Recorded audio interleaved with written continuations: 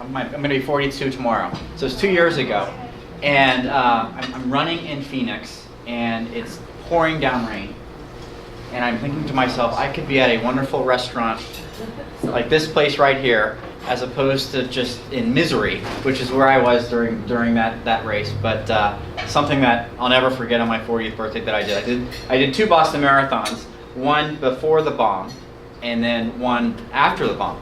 And it was amazing to see the difference in the race, and it's just a different type of race. My family came out with me. We had a wonderful time. Unfortunately, the second race I ran with a stress fracture in my hip, so I limped home the last 10 miles. But just to see the crowd support, and it was just raining, and just we visited both of the bomb sites, and the bomb went off and people don't know this about the Boston Marathon, but it's mainly a charity race. A lot of it are charity people that have raised money, and the bomb went off when a lot of those charity runners were getting to the bomb site. An incredibly tragic event in our country's history, and frankly, that's why we need to be tough on terrorism and support our great president and what he's trying to do for our country. But thank you for introducing my mom. My mom, Peggy Robinson, is here. My sister-in-law, Kate Robinson. She has a wonderful son and my brother-along, and they're expecting their second child sometime next year. And I think I can say it's going to be a girl. So the family's going to have a nice girl addition. But my mom, she's the one that would plop me down on the floor and say, "This is your president, President Reagan. You need to be watching him. He's your president. So make sure you watch our great president, because he's our president." I'm really excited to be in this race. And if you think about what our country and what our state has been through over the past couple months, it's fairly remarkable. We think back to that awful church shooting in Texas, and think about the victims and their families, and the first responders, and that brave gentleman, the NRA instructor, that went after evil and stopped it. And God knows what the carnage would have been, but for that wonderful person stepping up and frankly being a hero. We obviously had another shooting in Las Vegas. And just watching the video of first responders running in to the train of gunfire to save people. And that's what makes this country great, in my opinion, is we're strong. We have great people that have such heavy hearts. And then as a state, Irma.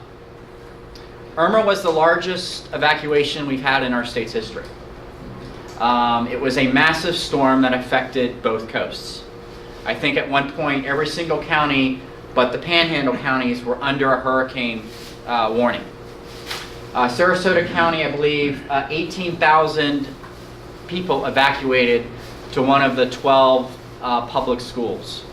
So in Manatee, the numbers are actually a little bit higher. My neighbor, one of my very dear friends, she's an assistant principal at Manatee High School, and she actually had to work. So she was a volunteer helping out those people who were using our great schools as a last resort in one of the most trying times in our state's history. And we would not have, in my view, succeeded like we did, but for the great leadership of our outstanding governor. And I think we all should give him a great round of applause. Our governor stepped up. He made us feel safe. And I remember what Governor Scott said, I believe when he was running. He said, if people feel safe and they have a job, everything else can fall into place. And our governor, and this is what I intend to be if I'm able to be your legislator, is laser focus on jobs. It's jobs, jobs, jobs, and then security. And I think people were obviously nervous about the storm, understandably, and he said, get out. And sure, this is some Monday morning quarterbacking, but if it wasn't for the great governor that we have, I think there could have been further casualties. So I'm glad that we have that leadership. Unfortunately, he's moving on, hopefully, in my view, to the U.S. Senate, hopefully, and hopefully we'll have another strong governor take over for our great governor. I'm running for district, what's called 71. It is essentially a Manatee County district. it's western Manatee County, but also includes coastal Sarasota. So everything from the county line south along 41 West to Siesta includes this district. It gets all the islands. So it gets Longboat Key, gets part of Siesta, gets Lido, gets Bird Key. So it's a very critical district. If you look at my logo, it was one of those eureka moments I had in my life where we're kind of playing around with the logo and nothing was working. And I finally said, I think I have it. It's two little squiggly lines which represent the two counties that the district is in, and 7 stars. There are amazingly 7 cities in this jurisdiction, going from in the north, Palmetto, through Bradenton, down to Sarasota, and gets all the island communities. So it's a very big district. It's, in my view, thankfully, a conservative district. It's a very conservative district. It's one that I have lived in my entire life, except for college and probably law school. Like I was introduced, I was born in Bradenton. I'm a 3rd generation Bradentonian. My grandparents were in Pikeville, Kentucky, and had to make a decision. My grandmother wasn't feeling very well. I had to make a decision between Colorado or Florida. Thankfully, they picked Florida and came to Bradenton. My dad was born a year or so later. He grew up in Bradenton. He went to the University of Alabama, where he met my mother. They got married, moved back to Bradenton, had me first and then 2 of my brothers.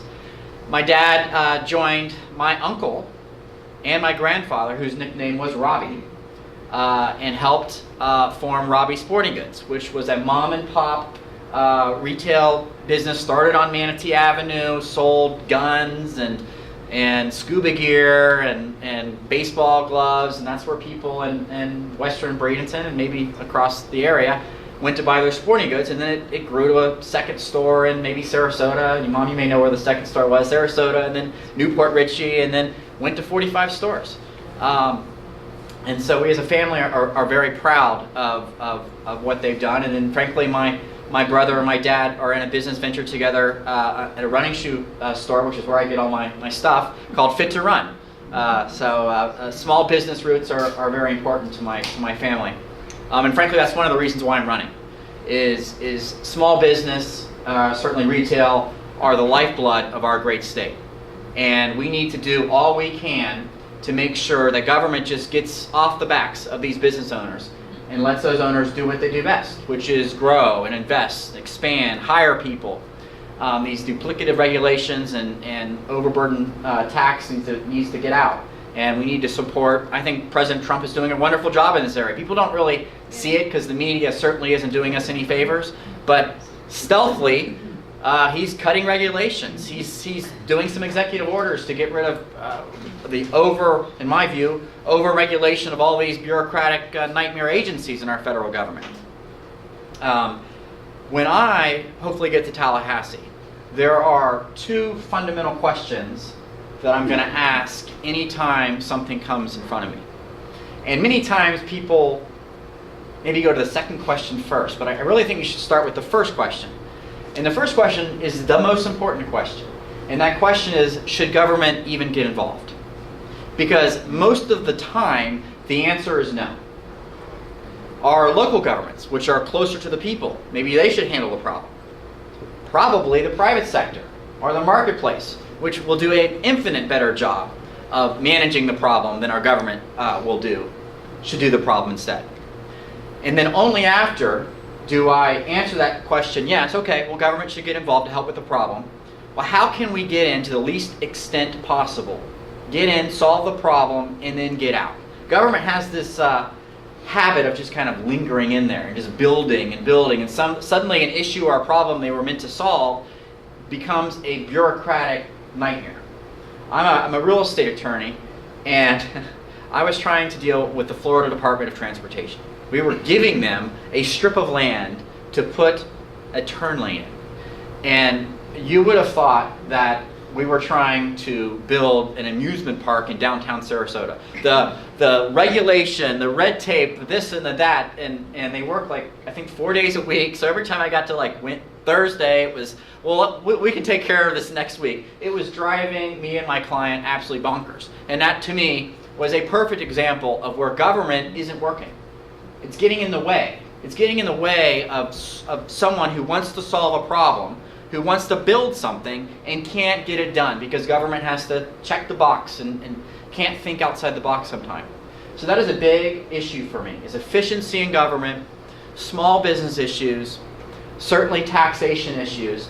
I looked up, actually I was reading this article. You know, Florida recently passed New York as the third most populous state. So we got California, Texas, and now Florida. So I looked at the state budgets. Since we're similar in population to New York now, you would think, in theory, that New York and Florida would have similar budgets in terms of the amount. Do you think the New York budget is similar to the Florida budget in terms of its amount? Of course not. Florida, I believe, has like a $90 billion budget. New York is almost double that. All the waste, all the inefficiency, and we as a state, I think we're on the right track. I really do. I think we've had some great leadership, some conservative leadership, but we have got to not take our eye off the ball on that issue. Taxation issues are important. The governor and our great legislature passed a series of tax cuts that I think are great. They're going to working families. I hope our federal government gets its act in gear. The president's ready to sign a tax cut plan. I hear that it's hopefully going well, so hopefully that can get done very soon. Another priority of mine is education. Now, I'm a product of the Manatee County Public School System. I went to Manatee High School. I was a student body president. But I am a firm believer in public choice and choice. That is so important to me, that parents who know their kids the best have the ultimate decision where to send their child. Now, back when I was in school, it was by zip code. And thankfully, we've gotten away from that. We have different types of schools. Maybe the traditional public school isn't right for everyone. Maybe you're like the arts, or you need more of a private setting. We have got to, as a state, continue to encourage that philosophy because we're getting a lot of pushback, certainly from the teachers union and some of the more liberal sections of our state. We have to make sure that we continue to allow parents and kids to have the ultimate choice where to send or where to go to school. And then finally, I'm a big believer in our technical colleges. Not everyone needs to go to college. And frankly, I think some of our students have been sold that they have to go to college, and they're saddled with a mountain of debt that they can't pay off. I was down at PTG, which was one of the largest private employers in Sarasota County. They make the glass doors. And I asked their president, what's your number one problem? And he said, getting quality workers. That's going to be a problem for our state, I think, in the future, is making sure that we have high quality workers. He said, I don't need those folks that go to college. I need them out of the technical colleges. Those have the skills that I need. They're ready for my business.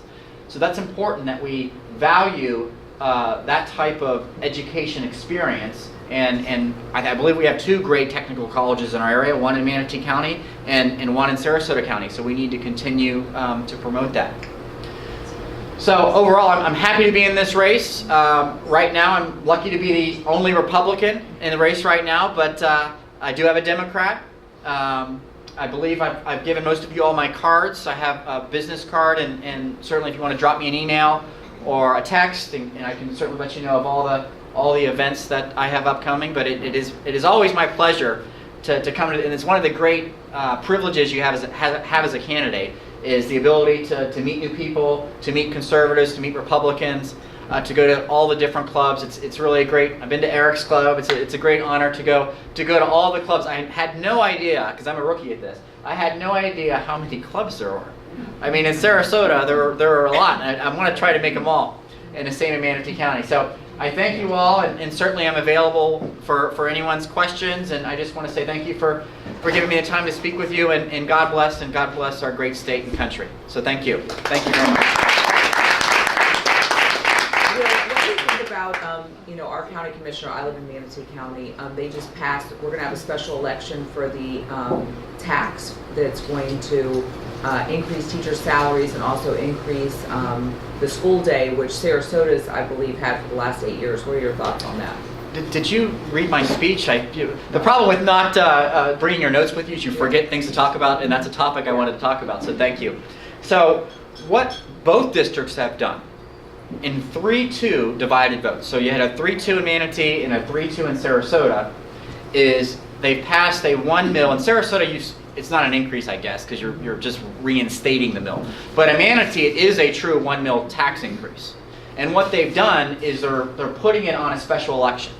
So in Manatee County, they're costing the taxpayers $250,000. In Sarasota County, they're costing, I believe it's $350,000. That is a shameful waste of taxpayer resources. You want to go for a tax increase, put it on a general election ballot or even a primary ballot if you want to, and let all the voters decide. It's being done to game the system. It's being done to game the system. Let's see, we had voter turnout's what, 20%? Right, At that. and it's to get their voters. And frankly, I would support this legislation in a heartbeat. There's some legislation pending that I believe if you put it on a special ballot, you're going to need to get 60%. I would go a step further. I would say not only do you need to get 60%, but not a dime of that money should come from taxpayer money. If you want to raise it in a political committee or a group wants to fund that and get 60%, okay, fine. But I still prefer to make sure you get it on a general election ballot because you're gaming the system. And I had to joke with, I do have some liberal friends. I had to joke with one of my liberal friends. I said, aren't we the big bad Republican Party that's disenfranchising voters? I thought we were the bad, you're doing the same thing. He's like, what do you mean? I said, well, you said we Republicans are trying not to get people to vote and we're shortening early voting periods and all this other stuff. But look what you're doing. You're doing the same thing in a different way. So I am 100% against that. I was saddened to see it pass both districts. So it's going to be incumbent upon us as Republicans and conservatives to tell our neighbors and to get out the vote, because it will probably pass. It's passed in Sarasota County for several cycles. It hasn't come to Manatee before, but we've got to get the word out. But that's a great question. Thank you for asking that. Someone asked about JNC. So that's the 12th Judicial Circuit Nominating Commission. So anytime a judge retires or resigns midterm, we are charged per the Constitution to give the governor no fewer than 3 names and no more than 6 names. And I was appointed as a straight governor appointee. That was probably the most difficult interview I've ever had in my life. It was the governor's general counsel, Governor Scott's general counsel, who interviewed me. And you say you're a conservative, and I want conservative judges because I want them to strictly construe the law and uphold the Constitution. And so he said, which was a great question. He's like, well, Will, that's great. Everyone says that. I don't think I've met a judicial candidate that walks in the room and says, you know what, today I want to create the law. That's the kind of judge I want to be. Everyone says they want to be a strict constructionalist. I want you to go through your colloquy with me. What questions are you going to ask that candidate? It actually was a really good exercise. And it's been a great honor to be on that commission because I think we have some really good judges. And I thought, frankly, it was going to be a ceremonial type of thing. And I think we've done 13 or so vacancies over the past, since I've been on 4 or 5 years. But I've been honored to be appointed by Governor Scott twice now. So I'm on my second 4-year term. So, anything else? If nobody else has any questions, I just want to say that I did a speech on about the schools. I'm a guardian ad litem on the board of Easter Seals. I care deeply about people with disabilities and children in foster care. And it's surprising, and you have to do a lot of research to figure this out, but only 27% of children in Manatee County took the ACT or the SAT. So when you're talking about how important technical schools are, I mean, we have 70% of children that we know right off the bat are not going to be going to a traditional college. And if you look at every other developed country, I mean, I was just in Israel, everybody takes a test in the 10th grade and they determine if you're 11th and 12th grade year. I mean, if you look at Europe, like where jobs are going, I'm from Cincinnati, and 3M just moved their factory. I mean, they lost, 4,000 jobs because they're going over to Europe because they have much highly, the people are much more skilled at what they're doing. So I had a foster child living with me. I wanted to go to Manatee Technical College. Well, you have to have a 2.0 cumulative to get into technical school your junior or senior year. So you have the children that are actually failing can't go because their GPA is too low. So I'm hoping that we can change that or just make it a little more mandatory. If you have less than a 2.0 at the end of whether your freshman or sophomore year, you are going to be choosing one of the 17 things that Manatee Technical College has to offer you, because we're failing these kids. It's horrible. So I mean, that's a fabulous point, and I did not know that Yeah. you needed that type of grade threshold. Yeah. And frankly, I have a pretty good relationship with the Manatee Technical College, so I'm going to bring that up to them It and needs to get some more change. education on it, because I think it's important that those that want to go to school there get Yeah. the opportunity to, because we're gonna run out of workers. We I need know. to continue this economy, to continue the track we're on. We need high quality workers and we need housing. Those are the two Yeah. things we need. If we don't have that, we're going to be in trouble in this region. Mhm. And Sarasota County has the same requirement. Yeah, they have a 2-year, 2.0 cumulative, and it's like, these are the kids that need it the most, the kids that are having C's and D's, and they can't go, so, yeah. I have a question. The office that you're running for, is that a totally open seat now where both of your opponent and you are both trying for it, or is there an incumbent? Great question. It is an open seat. Jim Boyd is the current seat holder. I'm a big believer in term limits, by the way. I wouldn't get this opportunity to do what I do, but for term limits in the state of Florida, our legislators can only serve a maximum of 8 years. In the House, you have 2-year terms, so 4 2-year terms, and senators 2 4-year terms, so it's an open seat. Thank you. Thank you all so much. Thank you. Thank you very much. Great dinner, too.